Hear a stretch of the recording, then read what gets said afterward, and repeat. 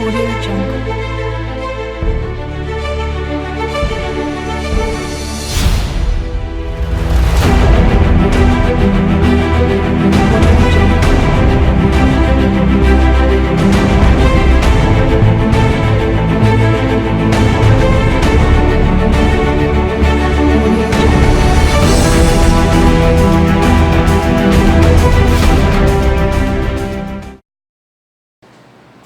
Boa tarde, nós estamos iniciando mais uma entrevista e a última entrevista do projeto Ponte de Memória, né? Eu e a Maria Eduarda, junto com toda a redação do Ponte de Memória ali posicionada. E hoje é uma entrevista muito importante para nós, porque nós vamos entrevistar a senhora Cirlei Fávero Costa, diretora do COPBem, né? Boa tarde, Cirlei. Boa tarde, Felipe. Boa tarde, jovens aqui da redação. A Cirlei, ela tem 57 anos, mora em Pinheiros também, no mesmo, há 57 anos também, e eu tenho certeza que nós vamos aprender muito com essa entrevista.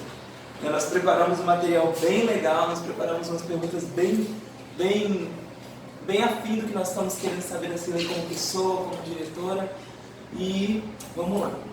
Cirlei, é um prazer, né, essa entrevista de número 20 com você. E nós gostaríamos de saber hoje da Cirlei Fávero Costa.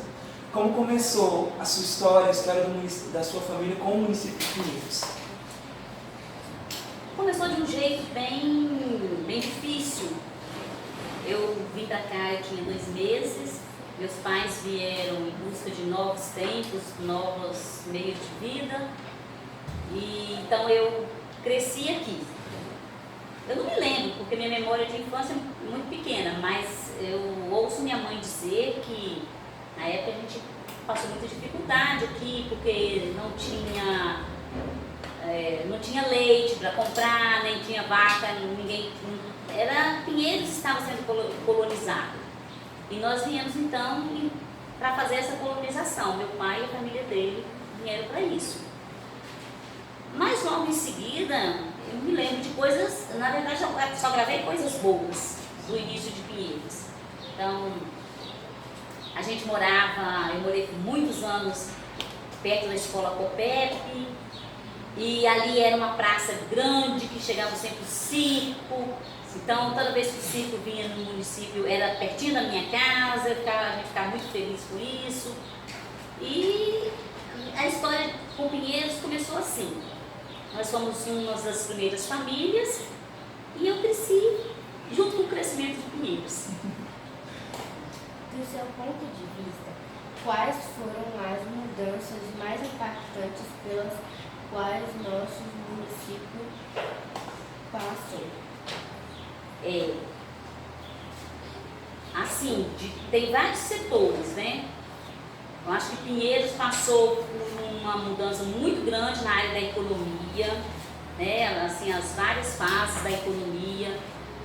No primeiro momento, a fase madeireira, que todo mundo cortava madeira, tinha serraria, mas era tão gostoso brincar em cima das toras de madeira, de ver o carrinho da serra fita carregando as toras, a gente pegava carona neles, e quando estava chegando na serra a gente pulava. Eram os desafios de criança, a fase madeireira.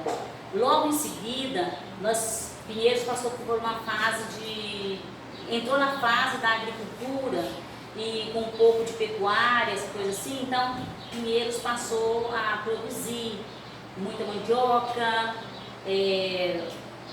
cereais também, milho, feijão, mas principalmente mandioca. E aí foi a época das muitas farinheiras. Foi uma fase muito próxima uma da outra, mas fases bastante marcantes. Nós conversamos sobre essa questão das farinheiras, né? Minha avó foi uma das primeiras a tocar na questão. E a gente sempre tem que dizer que, né, você falou das fases, dos processos. Hoje o nosso processo é o pack house, né, o mamão. A gente está nesse processo de transição. E a economia, ela sempre girou muito em torno do ciclo que o Pinheiros estava girando, né? Desde a madeireira.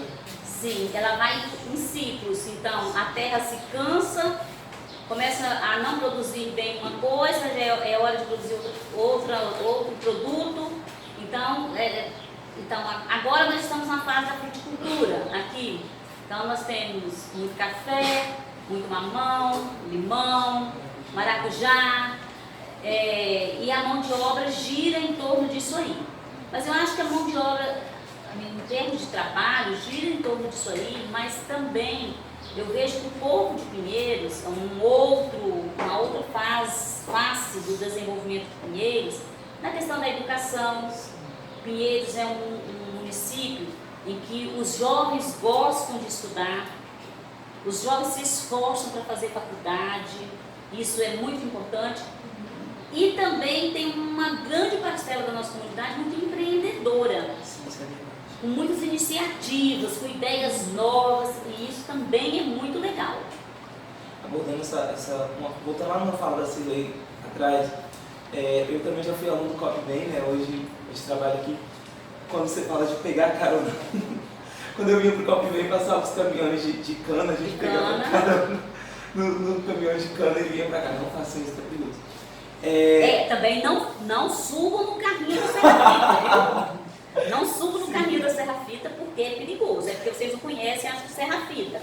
Mas é um caminho muito perigoso. Mas a gente adorava brincar nele. Isso, essa parte a gente, né?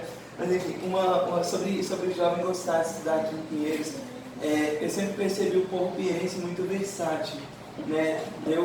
Aqui não está frutificando, aqui não está dando certo, vamos para aquela área. E é uma coisa que a gente tem percebido e eu aprendi com o projeto Ponte de Memória.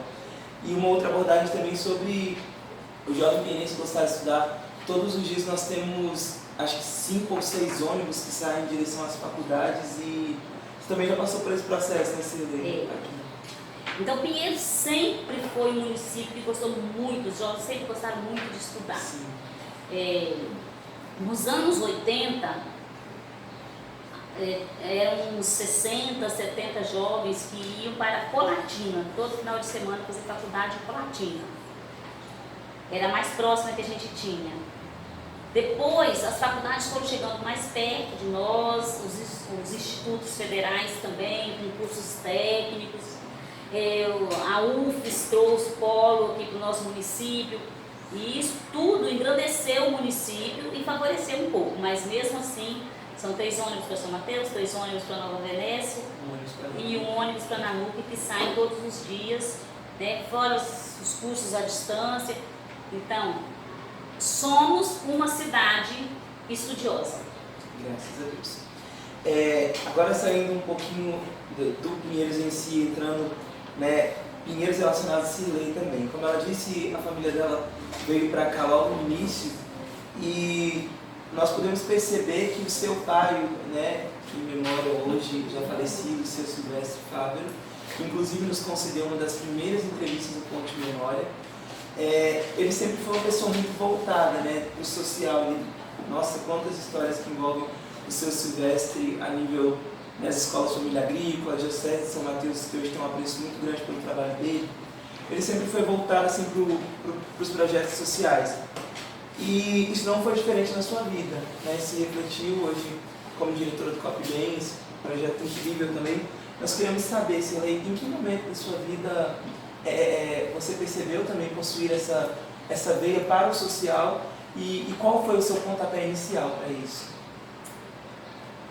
Bom, essa veia aí de participação social, ela é familiar. Então, já falou que meu pai sempre teve essa participação, a família dele, a família da minha mãe também. Quando eu comecei a me envolver, não tem muita diferença do meu processo de nascimento e de construção. Foi junto com a minha vida, porque tinha os eventos na igreja, por exemplo, a minha mãe vinha cozinhar e organizar os almoços e tal. Nós vínhamos ajudar a descascar as verduras, a preparar as coisas, aí daí mais um tempo a cozinhar também, daí mais um tempo a coordenar. Então foi um processo gradativo, mas que ele foi acontecendo. Mas eu me lembro, assim, bem claramente uma participação muito efetiva minha na catequese.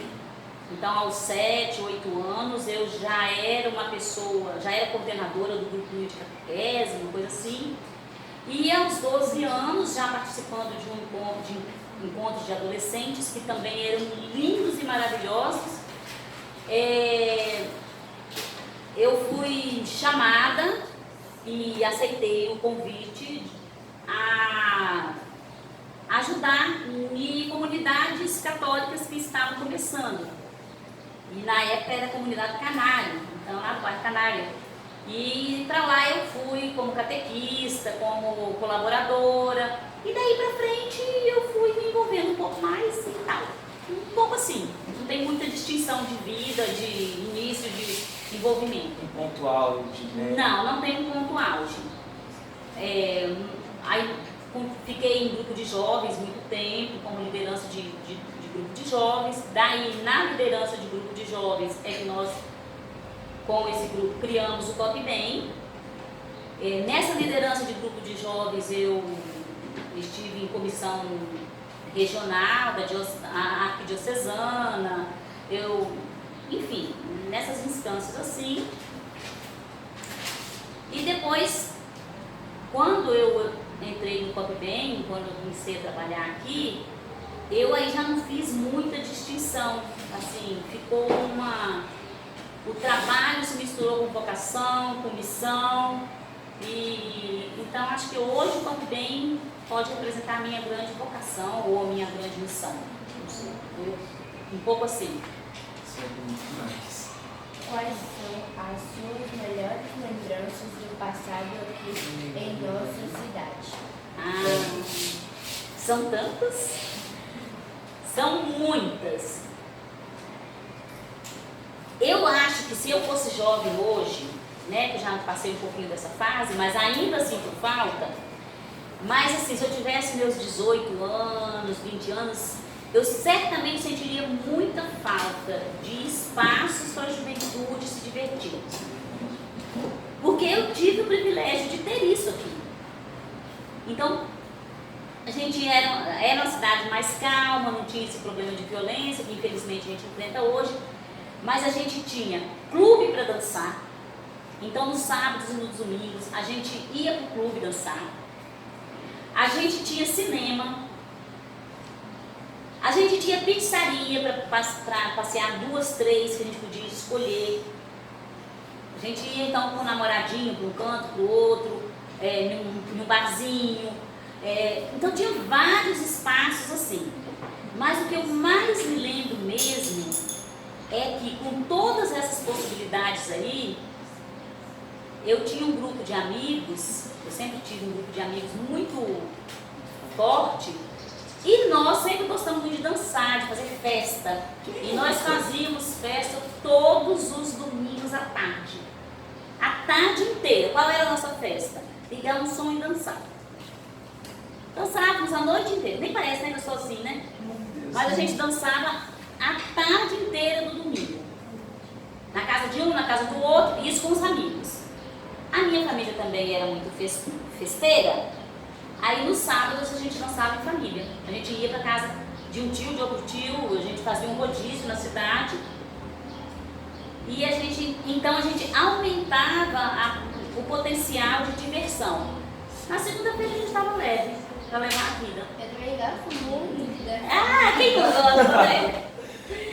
Por isso que eu gosto de organizar eventos, diversão. Eu não faço mais porque eu não dou conta, mas porque eu sei que isso é da juventude. E é um espaço que a gente não tem hoje, né? Inclusive a Maria Eugênia também abordou muito sobre essa questão. Dois lugares muito famosos aqui, era Aquarela, era... Nossas festas no pavilhão. E o as pavilhão, festas no Aquarela, vocês não têm noção do que eram. Tá, depois eu peguei também umas festinhas assim, um pouco mais velhas, festas no clube, no Lares, mas as festas do pavilhão e as festas do Aquarela eram boas demais. Conjuntos maravilhosos vinham tocar e a gente festejava muito. Muito bom, muito bom. Ainda dança atualmente?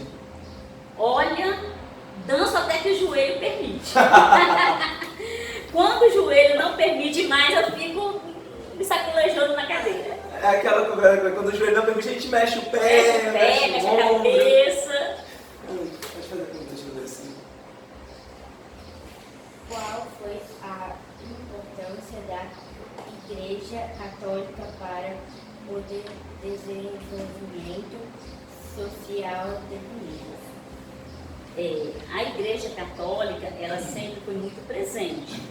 Eu digo que na área social, a Igreja Católica impulsionou o desenvolvimento de Pinheiros.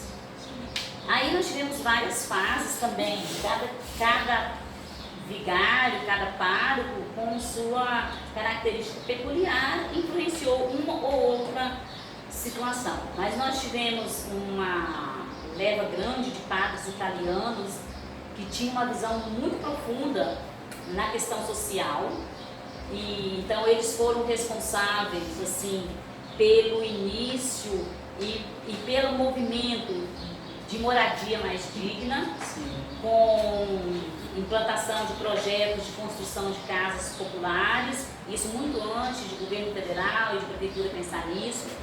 Depois nós tivemos uma outra grande influência na questão da partilha da terra para o bem de todos, que é na reforma agrária.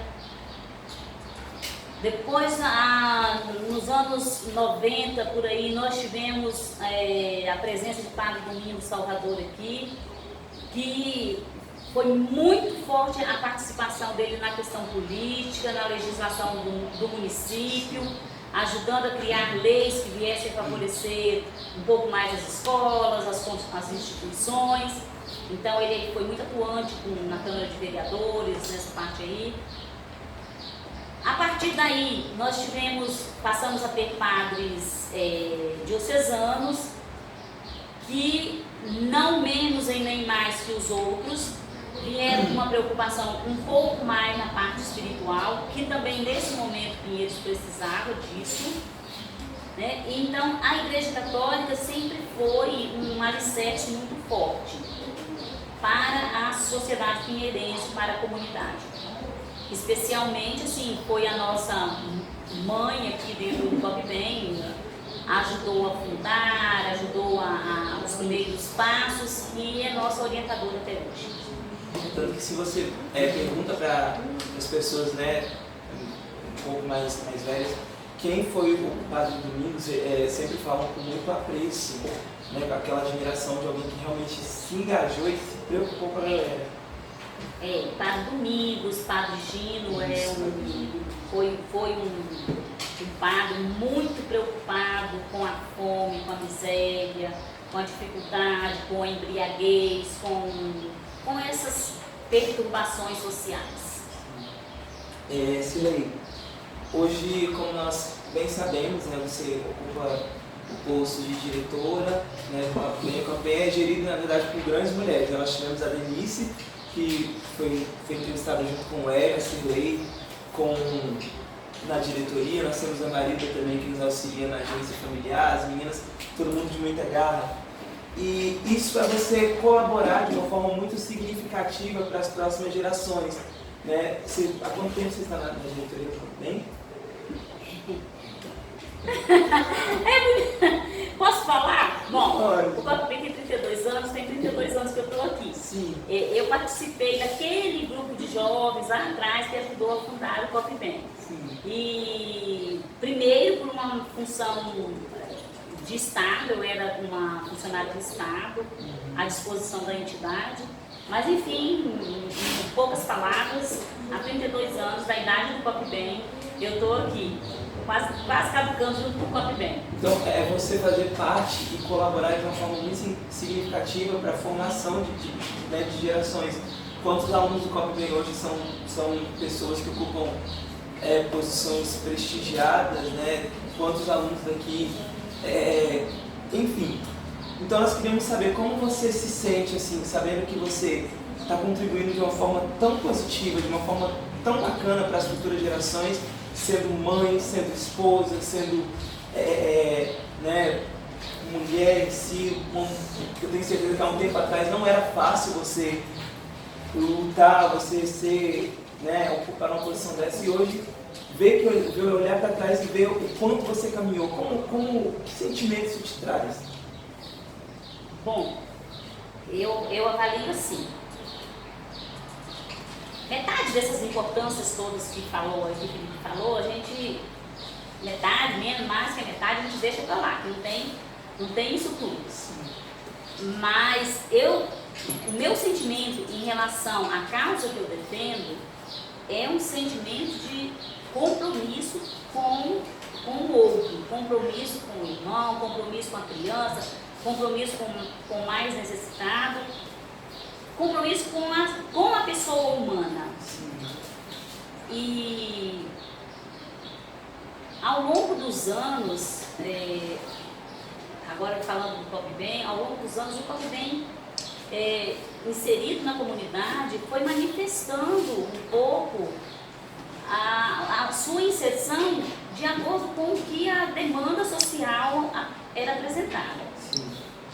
Então, eu tenho uma frasezinha que resume um pouco o meu sentimento em relação ao meu trabalho, que quando nós encontramos as respostas para as perguntas que nos são feitas, as perguntas mudam. E a gente tem que lutar por outras respostas para outras perguntas. Então, isso quer dizer que quando a gente começa a se acomodar achando que a missão da gente está cumprida, que está tudo certo, acontece alguma coisa e aquilo tudo é mudado de plano. Então, o meu sentimento com tudo isso é um sentimento, então, de compromisso, de responsabilidade. Por muitas vezes, eu fui para casa muito triste por não ter conseguido atingir as metas estabelecidas, por ter visto coisas desagradáveis acontecendo. Mas o que mais me entristeceu nesse tempo todo, em relação ao projeto, o que mais me entristece, é quando eu recebo notícia que um jovem nosso, um jovem que passou por aqui, que foi aluno nosso,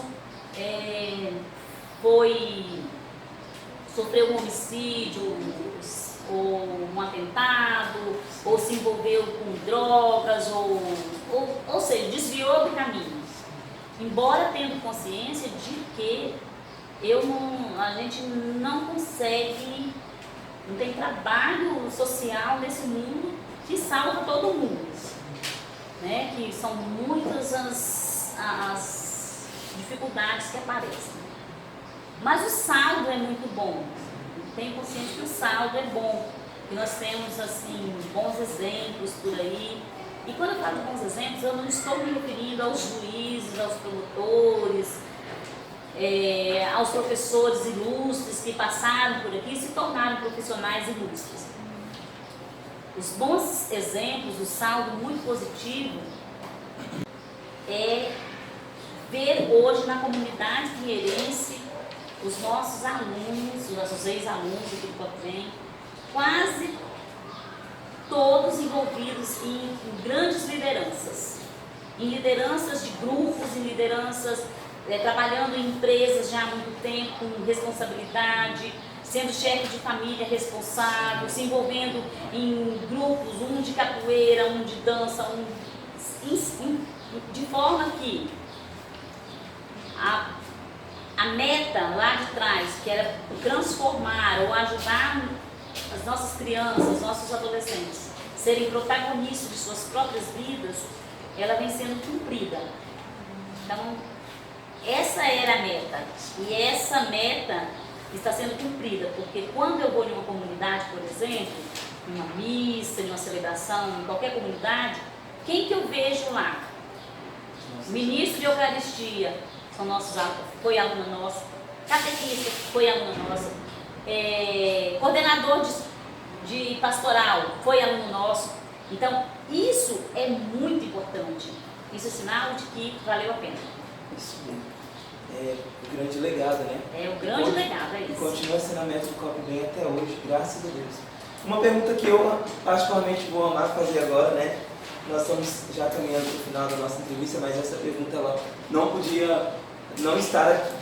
A Cirlei, nossa diretora, o Jânio também, esposa da Cirlei, eles em uma viagem para a Itália se encontraram com o Papa João Paulo II na época, hoje São João Paulo II, canonizado pela Igreja Católica. E nós queríamos saber, uma vez eu perguntei assim, né, de ressalva, mas conta pra gente como foi essa experiência, Vaticano, né? Como foi assim pra gente? Nos dê essa graça. A experiência, na primeira viagem à Itália, onde eu estive, primeiro um pouquinho para dizer por que eu fui para a Itália, né? Que não se, assim, foi possível a nossa ida lá porque um grupo de padres italianos sempre colaborou muito com o Pop Bem. E aí, em um determinado momento da nossa história, nós fomos convidados a ir à Itália, conhecer esse grupo de pessoas atuantes e conversar um pouco, enfim, conhecer um pouco aquilo lá e trazer um pouco de experiência para cá. E o Padre Gino, um grande amigo nosso, foi o nosso cicerone, foi o nosso guia lá.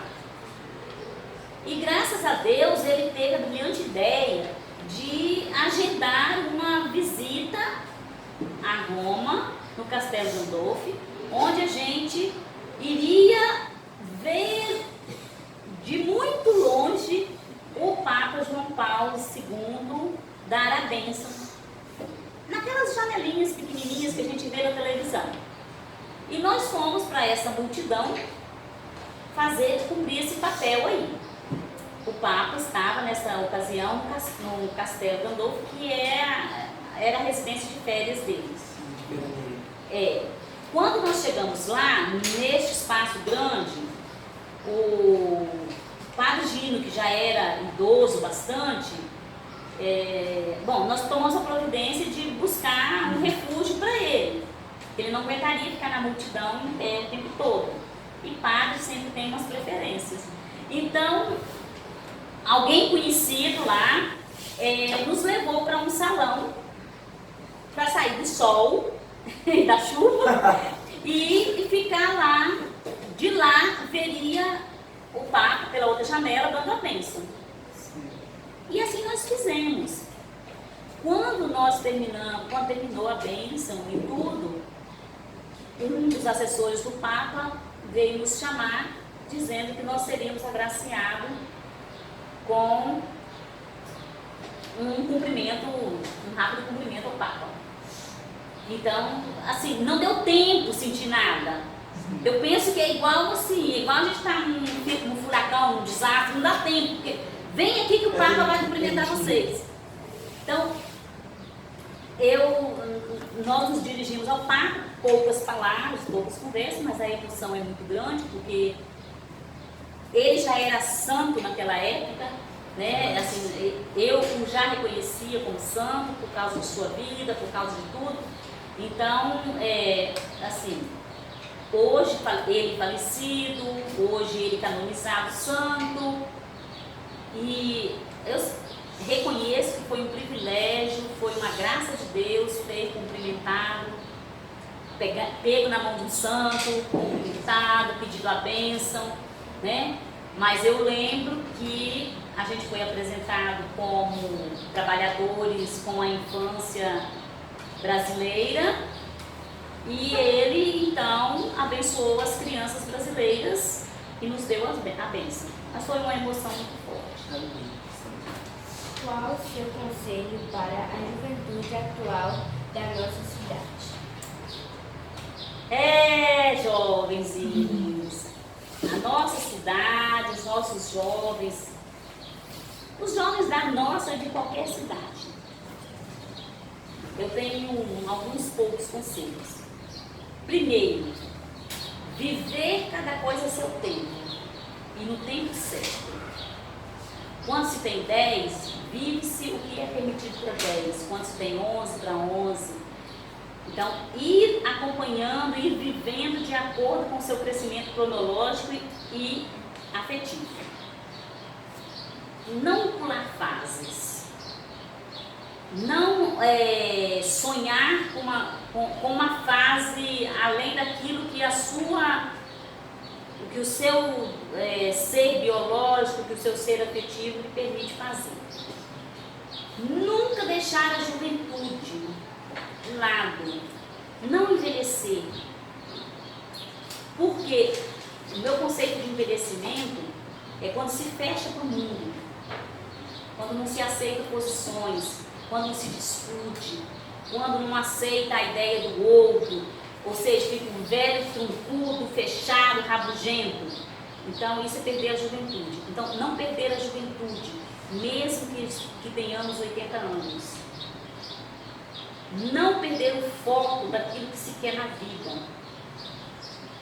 Então estabelecer um foco, estabelecer uma meta e perseguir essa meta, mesmo que essa meta exija de nós alguns sacrifícios, ou muitos sacrifícios. Ninguém morre por dormir mais tarde, ninguém morre por trabalhar um pouco mais, ninguém morre por estudar um pouco mais. Pelo contrário, morre-se pela vadiagem, morre-se pela preguiça, porque aí entra na depressão. Então, perseguir a ideia que se quer. Eu quero ser médica, eu vou tentar ser médica. Eu quero ser mãe, eu vou tentar ser mãe. Eu quero ser professora, eu vou perseguir a minha ideia de ser professora. E isso é muito importante. O respeito, nunca perder o respeito pelos mais velhos, a compreensão pelos mais velhos, a paciência com os mais velhos, porque nos nossos idosos está depositada a sabedoria. Embora com a fala mansa, com a fala dengosa, ou às vezes com a fala abrutalhada, ali está a sabedoria, os conselhos mais sábios que deveremos prestar atenção. Eu acho que se a gente faz um pouco desses 4 conselhos que eu dei, a gente tem uma estrutura bem legal para seguir adiante. E conselhos, pensei bastante dele. Silei, em nome do Ponto de Memória, em nome do Copo, nós queremos agradecer a sua participação. Né? Encerramos a 20ª entrevista, encerramos o nosso conteúdo, nosso levante de conteúdo, né? E é isso, foi um grande aprendizado para todos nós, foi um grande aprendizado a sua entrevista, as demais 19 entrevistas. Então nós vamos encerrar essa entrevista de hoje com uma grande salva de palmas nossa que estamos aqui, da nossa redação que está ali, em agradecimento realmente por poder ter vivido isso tudo. Amém? Até então, nosso encerramento.